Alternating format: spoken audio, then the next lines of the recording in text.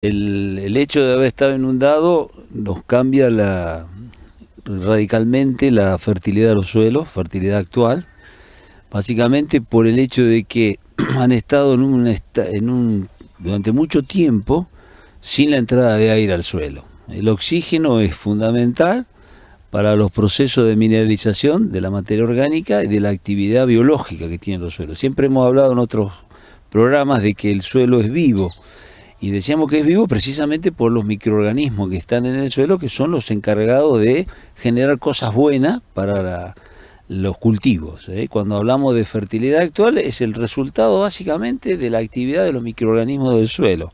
Estos microorganismos necesitan del aire para vivir, y en estos procesos han muerto.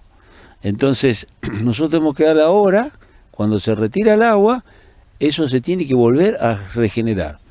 Si en un organismo pasa algo en nuestro estómago tenemos microorganismos que son los que nos ayudan, descomponen la comida, etcétera, etcétera. Si por X motivo nosotros tenemos una destrucción de flora microbiana, los médicos se preocupan mucho para recuperar esa flora microbiana, porque saben que el organismo lo necesita. En el suelo pasa lo mismo. Entonces nosotros tenemos que darle a ese suelo la oportunidad de que vuelva a recuperar esa flora microbiana.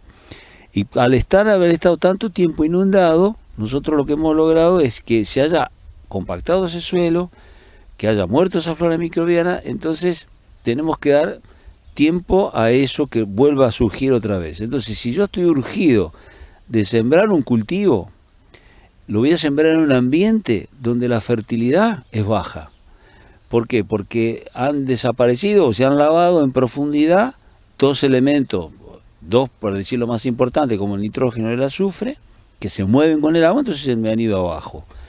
Entonces tengo que esperar que vuelvan arriba. O en ese momento que yo voy a sembrar el cultivo, es como que estuviéramos saliendo de un barbecho muy corto. No le dimos tiempo al suelo a que me dé la fertilidad natural. Entonces tengo que fertilizar. Ahí sí o sí necesitaría fertilizar. Y también, aunque parezca mentira, a veces uno recomienda el laboreo de los suelos. Nosotros hemos tenido suelos que han estado que se pueden haber compactado solo por el agua, por el peso de esa agua que estuvo arriba. Pero también si hubo animales, esos animales han dejado huellas muy profundas, ¿sí? El caso de los tambos, que hemos estado pisoteando los potreros, entonces se ha perdido los cultivos y nos encontramos con un suelo que está con muchas huellas de animal.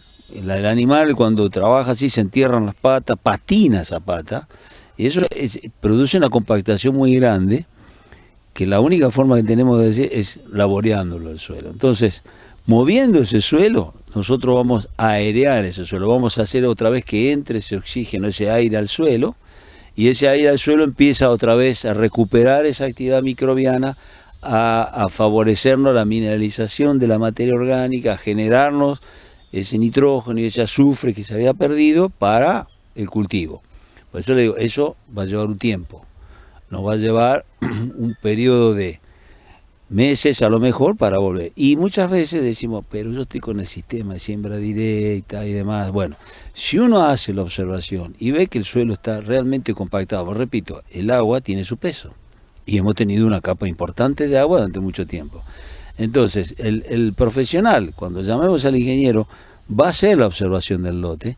Nosotros llamamos una pequeña trincherita, si abrimos un poquito el suelo, ¿no?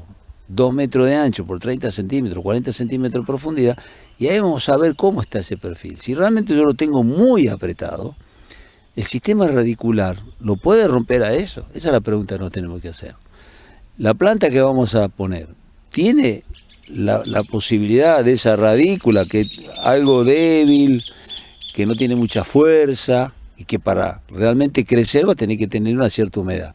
Si el suelo en determinado momento se nos pone seco, le ofrece mucha resistencia, porque está muy apretado. Entonces nosotros tenemos medido que una planta tiene una fuerza, a ver, si lo lleváramos aquí lo diríamos que tiene una fuerza máxima que puede hacer una raíz, son 20 kilos por centímetro cuadrado. Pero un suelo compactado me puede ofrecer muchísimo más, 60 kilos de resistencia. Entonces, ¿cómo hace esa raíz para pasar? No puede, no tiene fuerza.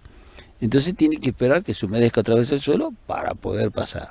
Entonces, si nosotros vemos que estamos en esa situación de muy compactado, muy apretado, el suelo muy duro, no dudemos en usar un tipo de maquinaria para romper. tenemos maquinaria de labranza vertical, que la podríamos usar, y si bien me genera una remoción, pensando en un sistema de un productor que está, digamos, no, yo estoy con un sistema de siembra directa, no remuevo, bueno, estamos en una condición extrema. Entonces lo que tenemos que pensar es eso.